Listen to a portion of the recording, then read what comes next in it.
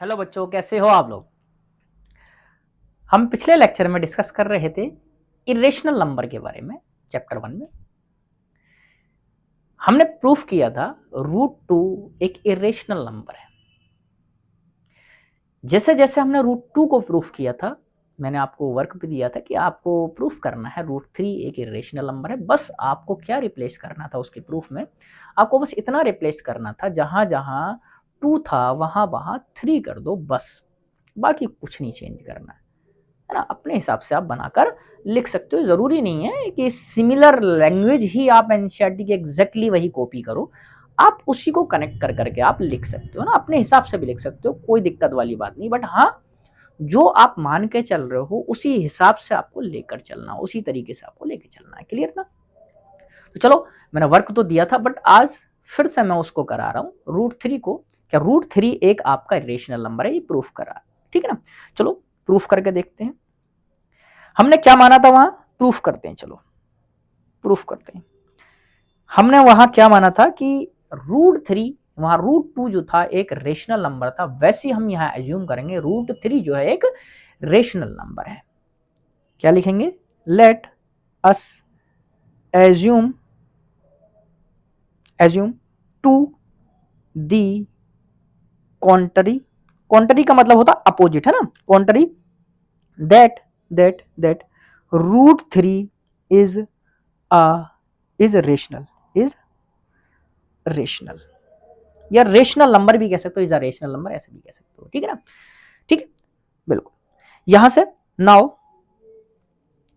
Find the value of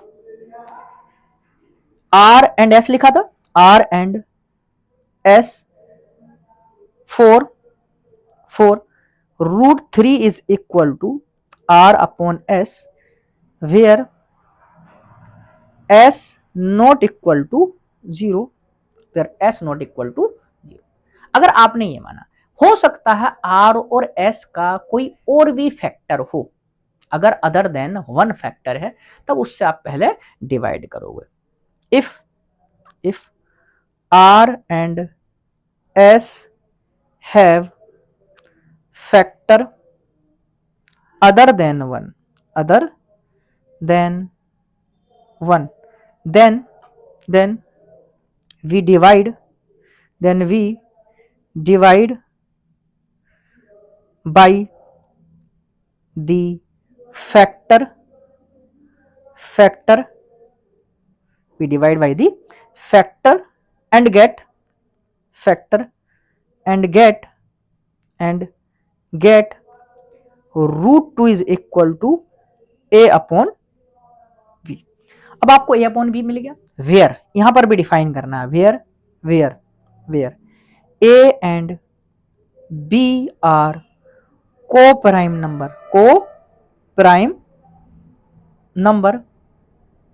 numbers and v not equal to 0। ये आपने मान लिया। अब हम क्या फाइंड करेंगे, a and v। Now we ready to find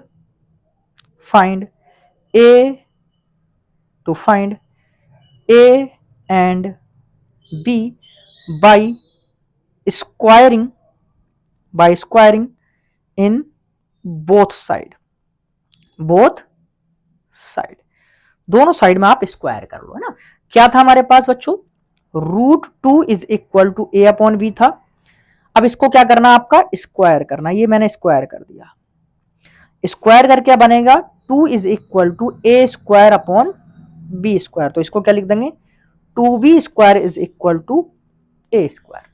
अब यहां से आपको क्या क्लियर हो रहा है कि 2v स्क्वायर जो वो 2 से डिवाइड होगा, तो a स्क्वायर भी कितने से डिवाइड होगा, 2 से डिवाइड। अच्छा मैंने 2 ले लिया, सॉरी अच्छा 2 अच्छा 3 एक मिनट सॉरी माई मिस्टेक। वो 2 वाला बताया था मैंने, कनेक्ट किया था तो उसी को कनेक्ट हो गया। √2 की जगह √3 करना है। कहीं और भी है क्या, 3 हमने माना था। और यहाँ क्या करना है हमें, एक काम करते हैं, ये वाला ये 3 करना है, सॉरी। यहाँ पर आपका √3 का स्क्वायर हो जाएगा, यहाँ 3 बचेगा और यहाँ 3। तो यहाँ से क्या पता चल रहा है, यहाँ से ये पता चल रहा है कि हमारा 3v² 3 से डिवाइड होगा, तो a² भी कितने से डिवाइड होगा, 3 से डिवाइड होगा ना। तो यहाँ से ये लिख सकते हैं हमारा, now it is clear, now it is clear that a² is divisible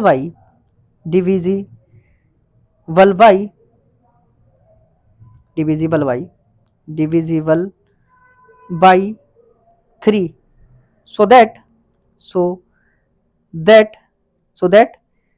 3 divides a square, a 3 divides a by the theorem वैसे 1.2 से भी कह सकते हो, by the थ्योरम 1.2, ये आपका आ गया। by the थ्योरम लेट हम मान लेते हैं a is equal to 3c, where c is a integer, c क्या है आपका, इंटीजर है, c क्या आपका इंटीजर है। अब यहां से a की वैल्यू को हमें प्लेस करना है। Now substitute a is equal to 3c and get क्या मिल रहा हमें, a की वैल्यू को सब्सटीट्यूट करें तो 3v² इज इक्वल टू क्या बन जाएगा हमारे पास, 3c का स्क्वायर है ना, क्या बनेगा, 3v² इज इक्वल टू, यहां से 3 3 जा 9c², तो 3c² इज इक्वल टू क्या बन जा रहा है बच्चों, v², ये बन गया। अब यहां से क्या क्लियर है, यहां से ये क्लियर है कि 3c² 3 से डिवाइड होगा, तो v² भी कितने से डिवाइड होगा, 3 से डिवाइड होगा। यहां से लिख सकते हैं, now it is clear that 3 is the factor of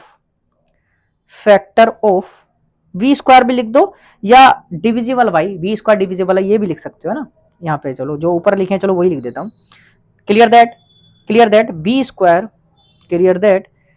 v² is divisible by 3, so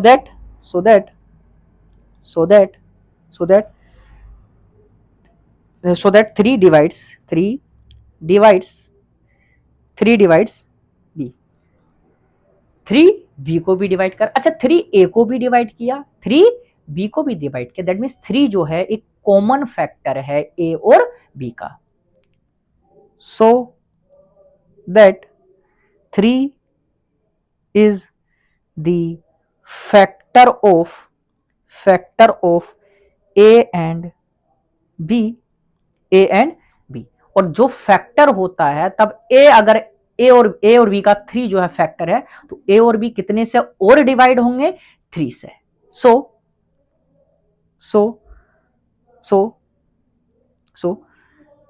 a and b are divisible by 3। अगर यहां 3 से डिवाइड हो रहे हैं, तब यहां से क्या पता चल रहा है कि हमारा जो है ये किसको कॉन्ट्राडिक्ट कर रहा है, जो हमारा एजम्पशन है, क्या है, जो हमारा एजम्पशन था कि a और b एक को प्राइम नंबर है, को प्राइम नंबर जो होते हैं सिर्फ और सिर्फ 1 से डिवाइड होते हैं। तो यहां से क्या कह सकते हैं हम, it is contradict our assumption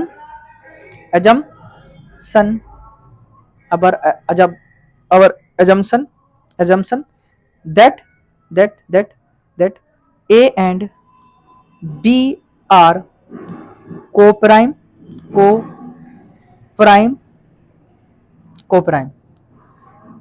due to, तो यहां से लिख सकते हैं therefore या ड्यू टू या सिंस भी लिख सकते हो, therefore our wrong assumption, therefore it is contradict लिखते हैं, चलो पहले it is contradict contradict our wrong assumption, wrong या इनकरेक्ट भी लिख सकते हो, wrong assumption, assumption, assumption that root three is rational, rational, root three क्या है, रेशनल है। तो यहां पर लिख देंगे किसके वजह से, गलत कॉन्ट्राडिक्शन की वजह से रूट थ्री जो है वो कैसा है, इरेशनल नंबर है। क्लियर, यहां पे लिख देंगे हमारा, so we conclude that, conclude that, conclude that that that root three is irrational, root three क्या है, एक इरेशनल नंबर है। क्लियर ना, तो ये लिख देंगे। हाँ, थोड़ा बहुत पिछली बार से, क्योंकि कोई ऐसा तो है नहीं लाइन वाइज लाइन रटा हुआ रखा, तो वैसे जैसे जैसे आप कनेक्ट करते जाओ वैसे वैसे लिखते चलो, तो थोड़ा बहुत पिछले वाले से अलग भी हो सकता, लेकिन हाँ, मेन हमारा कहने का जो पर्पज है, जो हम कहना चाह रहे हैं, वो सेम होगा दोनों जगह। क्लियर इतना, हाँ, कोई दिक्कत नहीं। ये था हमारा क्या, रूट थ्री एक क्या है आपका बच्चों, रूट थ्री क्या था हमारा, एक इरेशनल नंबर है। तो थोड़ा सा है मैंने और थोड़ा डिटेल में करके दिखा दिया, वहां पर थोड़ा सा शॉर्ट हो गया, तो थोड़ा सा मैंने और डिटेल में करके दिखा दिया, बट आप अपने हिसाब से कर सकते हो, कोई दिक्कत वाली बात नहीं है ना, स्टेप्स। क्लियर था, तो ये था आपका रूट थ्री आपका कैसा नंबर है, इरेशनल नंबर है। सिमिलरली हमारा इसी के तरह हमें प्रूफ करना, सो दैट 5 माइनस के root three is a irrational, ये भी हम ऐसे ही करेंगे, कुछ कुछ थोड़ा सा ये अलग है बस। इसमें कैसे मानेंगे हम, लेट प्रूफ करना है, प्रूफ क्या करेंगे, let let let us assume, let us assume 5 minus, let us assume, assume to contrary, contrary, contrary, contrary that that that 5 minus के रूट थ्री इज रेशनल, क्या मानेंगे, रेशनल मान लिया हमने। क्लियर था, अब यहां से वही वही करना है, वही करना है। Now find a and b for 5 minus के root three is equal to a upon b, where where a and B are co prime number, are co prime number, number, ठीक है। ये अब यहां क्या लिखेंगे, now now now rearranging, rearranging, rearranging 5 minus के root three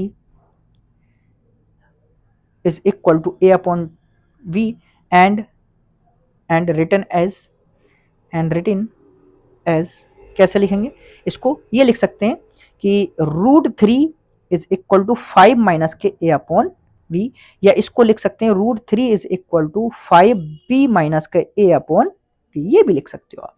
clear था। अच्छा, यहां पर ए एंड बी जो है हमारे पास, ए एंड बी जो है हमारे पास कैसे हैं, आपका रेशनल नंबर है ना। ए और बी को हमने क्या माना है, हमारा को प्राइम नंबर क्या होंगे, रेशनल नंबर होंगे। Clear, here here here A and B are integer है, इंटीजर भी आपके रेशनल नंबर होते हैं, तो इंटीजर कह दो या को प्राइम कह रखा आपने ऊपर, integer. So that so so that so that so that 5 minus के ए upon v is a rational number, is a rational number, number ये है। अब ये रेशनल नंबर है, एंड सो, या ये कह सकते हैं and so root three is a rational number, rational number है। और जो किसको कॉन्ट्रडिक्ट कर रहा है, कि रूट थ्री जो है वो इरेशनल होता है, क्योंकि हम पहले से हम जान चुके हैं कि रूट थ्री क्या है, इरेशनल नंबर है, which is contradict to to to root three, to that लिखें, to that root three is a irrational number, irrational number, irrational number. यहां लिख सकते हैं बाई थ्योरम, बाई थ्योरम 1.2, 1.2 से भी लिख सकते हैं। So due to our incorrect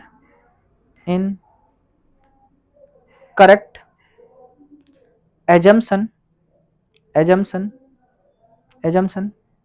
that that that that that root, हमने क्या माना था, नंबर क्या था हमारे पास 5 माइनस के root 3। Our incorrect assumption that 5 minus के रूट 3 इज रेशनल, रेशनल, ये हमारा incorrect assumption. Contradict, so due to या कॉन्ट्राडिक्ट भी लिख सकते, so due to our incorrect assumption that 5 minus के root 3 is rational, we conclude that